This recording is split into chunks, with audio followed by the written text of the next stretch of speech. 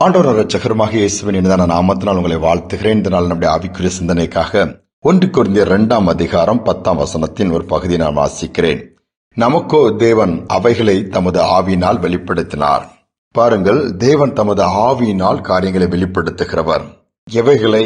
முந்தின வசனம் சொல்கிறது, எழுதியிருக்கிறபடி தேவன் தம்மில் அன்பு கூறுகிறவர்களுக்கு ஆயத்தம் பண்ணினவைகளை கண் காணவில்லை, காதுகள் கேட்கவும் இல்லை, அவைகள் மனுஷனுடைய இதயத்தில் தோன்றவும் இல்லையாம். ஆனால் நமக்கு தேவ ஆவியினால் அவைகள் வெளிப்படுத்தப்படுகிறது என்று எழுதுகிறார். தேவனுடைய ஆவியானவருடைய காலத்தில் நாம் வாழ்ந்து கொண்டிருக்கிறோம்.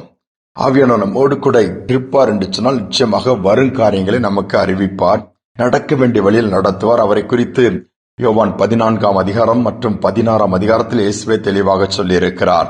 அந்த ஆவியானவர் நம்மோடு கூட இருக்கும் பொழுது பலன் பெற்றுக் கொள்வதோடு மட்டுமல்லாமல் வரும் காலங்களை அறிந்து கொள்ள முடியும்.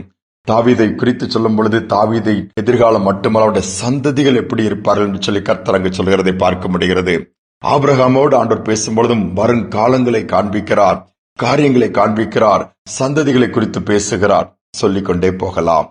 ஆனால் இன்னைக்கு நம்முடைய வாழ்க்கையில அடுத்து என்ன நடக்கும் என்று பயப்படுகிறோம். அடுத்து உள்ள காரியங்களிலே குழப்பமாகி பயந்து எதிர்காலங்களை குறித்து கவலையோடு கடந்து போகிற கூட்டம் தான் அதிகம். ஆனால் ஆண்டவருடைய சமூகத்தில் இருப்போம் என்று சொன்னால் நிச்சயமாகவே ஆண்டவர் வரும் காரியங்களை அல்லது வரும் காலங்களை குறித்து நமக்காக ஆயத்த பண்ணினவை குறித்து கண்களினால் பார்க்க முடியும். நம்முடைய பிரகாசமான மனக்கண்களை அல்லது ஆவிக்குரிய கண்களை கர்த்தர் திறப்பார், பார்க்க முடியும். ஆண்டவர் பேசுகிற சத்தத்தின் மூலமாக நம்முடைய காதுகள் கேட்டதை அறிந்து கொள்ள முடியும். இன்னும் தாண்டி போனால் நம்முடைய மனதில் அவைகள் தோன்றும். அநேக நேரம் சொல்றோம்லாம், மனசுல பட்டுச்சுது, ஆனா நான் சும்மா இருந்துட்டேன், அப்படியே அற்பமா நிட்டேன் அல்லது அசதியா இருந்துட்டேன், கடைசியில நடந்த பிறகுதான் அல்லது கையை விட்டு போன பிறகுதான் ஐயோ இது எனக்கு தோணிச்சுதுன்னு சொல்லி புலம்புகிறவர்களும் உண்டு.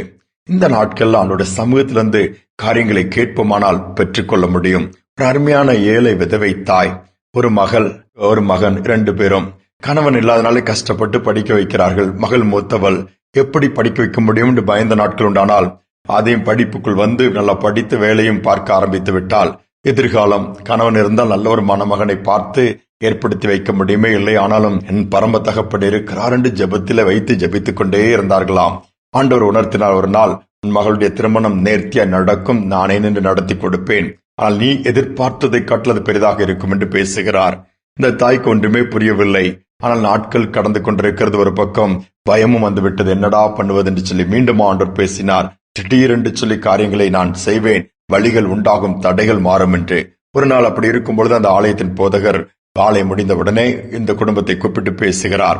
என்னென்று சொல்லி இருக்கும் பொழுது, ஒரு குடும்பத்தினர் வந்திருக்கிறார்கள், நம்ம பகுதியை சார்ந்தவர்கள் தான், அயல் நாட்டிலே அவங்க ஏற்கனவே செட்டில் ஆகிவிட்டார்கள், உங்களுடைய மகளை பையனுக்கு கேட்கிற போது இந்த தாய் பயப்படுகிறாள், என்னிடத்தில் கொடுக்க ஒன்றுமே இல்லையே, நான் ஒரு விதவை தாய், என் மகளை இவ்வளவு தூரம் படிக்க வைத்ததே மிகவும் பெரிது என்று சொல்லும் பொழுது, இல்லை, அவர்கள் பார்த்து விட்டார்கள், உங்களுடைய குடும்பத்தை விசாரித்து விட்டார்கள், உங்களுடைய மகளுடைய குணம் நல்ல குணமாக இருக்கிறபடினால் அவர்களே எல்லாவற்றையும் பொறுப்படுத்திக் கொள்கிறார்களாம். திருமண செலவு, மற்ற காரியங்கள், அது மட்டுமல்ல முடித்து தூர தேசத்திற்கு கூட்டிட்டு போக விரும்புகிறார்கள், நீங்கள் அதற்கு சம்மதித்தால் மட்டும் போதும் என்று சொல்லி கேட்கிறான். சொல்லும் பொழுது மீண்டுமாய் சரி நான் சொல்லுகிறேன் சொல்லிட்டு ஆண்டவர் சமூகத்தில் வைக்கிறார்கள். ஆண்டவர் அதற்கு சிக்னல் கொடுக்கிறார், சரி இதை நீ ப்ரொசீட் பண்ணுமா, நான் நடத்துவேன், இதுதான் என்னுடைய நடத்தல் என்று சொல்லும் பொழுது இந்த ஊரே திரும்பி பார்க்கிற அளவுக்கு தேவநாமம் மகிமைப்பட்டு அந்த காரியத்தை கர்த்தர் செய்து கொடுத்தாராம். பாருங்கள், ஆண்டவர் காரியங்களை வெளிப்படுத்துவதோடு மட்டுமல்லாமல் காண்பிப்பதோடு மட்டுமல்லாமல் காரியங்களை செய்தும் கொடுக்கிறார். நாம் ஆண்டவருடைய சமூகத்தில் இருக்கிறோமா? காத்திருந்து பாருங்கள், ஆண்டவரிடத்தில் கேட்டு பாருங்கள், காரியங்கள் வெளிப்படும், காரியங்கள் கைக்குடி வரும், கண்ணீர் துடைக்கப்படும், நிந்தைகள் மாறும், ஆண்டவருடைய நாமம் மகிமைப்படும். தாழ்த்தி ஒப்பு கொடுப்போம். அன்பின் தகப்பனே, நீங்க நேர்த்தியா எங்களை நடத்துகிறவர் அப்பா, எங்கள் கண்களை திறந்து காரியங்களை காண்பிக்கிறவர், இருதயத்திலே உணர்த்துகிறவர் அப்பா, அவைகளுக்கு கீழ்ப்படியக்கூடிய ஒரு மனப்பக்குவத்தை எங்களுக்கு தாங்க, சத்தத்தை கேட்டு சித்தத்தை செய்ய உதவி செய்யுங்க. என்னென்ன காரியங்கள்லாம் துக்கத்தோடு அடுத்து என்ன நடக்குமோன்னு பயந்து இருக்கிற பிள்ளையோட பயத்தை நீக்கி போட்டு நீர் கிரியை செய்கிறவர்களை பார்க்கட்டும், நீர் ஆயத்தம் பண்ணினவர்களை அறிந்து கொள்ளட்டும். நீர் ஆயத்த பண்ணுகளை கண்கள் பார்க்கும் பொழுது எல்லா அவிசுவாசங்கள் போய்விடுமப்பா, விசுவாசம் வந்துவிடும், நம்பிக்கை வந்துவிடும், தைரியம் வந்துவிடும். அதை பெற்றுக் கொள்வதற்காகவே நாங்கள் பிரயாசப்பட ஆரம்பித்து விடுவோம். அப்படிப்பட்ட பாக்கியத்தை இந்த ஒவ்வொருவருக்கும் கொடுத்த இந்த நாளை அப்படிப்பட்ட நாளை மாற்றிக் கொடுப்பீராக. துதி கனமையுமே ஏற்றுக்கொள்ளும் இயேசுவின் நாமத்தில் வேண்டிக் கொள்கிற நல்ல பிதாவே, ஆமேன், ஆமேன். கர்த்தர் நம்முடைய காரியங்கள் எல்லாவற்றையும் ஆயத்தம் பண்ணி வைத்திருக்கிறார், காண்பிப்பார், பெற்றுக்கொள்ளக்கூடிய அனுக்கிரகத்தையும் கொடுப்பார். இந்த சிந்தனையோடு இந்த நாளை தொடருவோம். மீண்டும் நாளை தினம் சந்திப்போம்.